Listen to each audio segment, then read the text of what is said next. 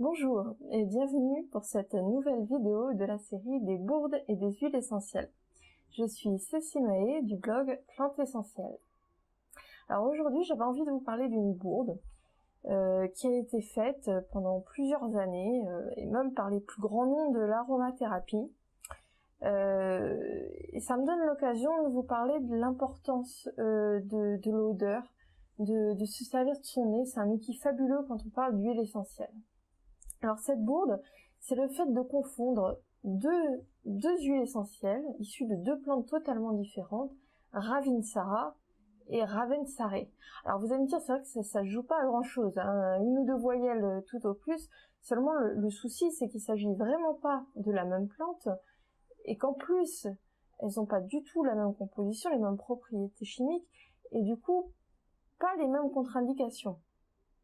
Donc alors qu'est-ce qui se passe, c'est que si vous avez des livres qui sont des anciennes éditions, moi c'est mon cas, vous allez souvent trouver la composition et les propriétés de Ravinsara avec le nom de Ravensarae ou Ravensarae aromatique.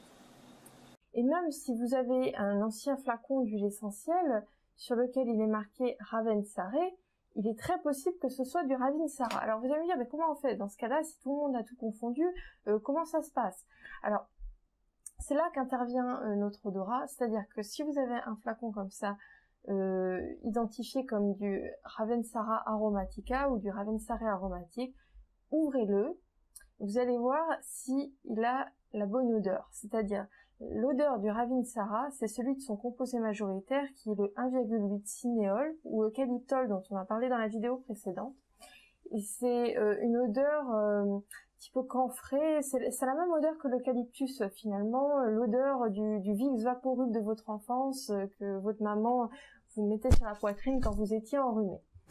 Donc c'est cette odeur-là que vous devez trouver pour du Ravinsara. Si au contraire c'est une odeur plutôt épicée, un petit peu poivrée, vous êtes sûrement en possession du Ravensarae, ou du Ravensarae aromatique. Donc plus mon défi avance, plus j'ai l'impression que c'est un point essentiel. Les odeurs, le fait d'arriver à les reconnaître et le fait de ne pas utiliser une huile essentielle comme ça sans s'approprier toute cette dimension olfactive. Admettons que vous ayez bien Ravinsara en votre possession. Donc son nom latin c'est Cinnamomum camphora ou camphrier du Japon. Et sa composition doit être majoritairement du 1,8 cinéole ou eucalyptol. Parce qu'en fait, autant Ravinsara est forcément du Cinnamomum camphora ou du camphrier du Japon, autant l'inverse n'est pas vrai. Si vous avez un Cinnamomum camphora, ça n'est pas forcément Ravinsara. Parce qu'en fait, selon où la plante pousse, selon les conditions, le terroir, la composition chimique de l'huile essentielle finale va être différente et les propriétés vont être différentes. Ça, c'est la notion de chémotype, mais qui nécessitera une vidéo pour parler rien que de ça. Donc, deux conditions pour être sûr d'avoir Ravinsara. Donc, que ce soit bien du Cinnamomum camphora et qu'il soit majoritairement à 1,8 cinéole. Et donc, si vous avez bien cette huile essentielle de Ravinsara, c'est une huile essentielle fantastique pour tout ce qui est maux de l'hiver. Je vous invite à télécharger la fiche ici, qui s'affiche pour connaître ses propriétés, ses voies d'administration. Elle est exceptionnelle pour renforcer l'immunité. Elle a des propriétés immunostimulantes.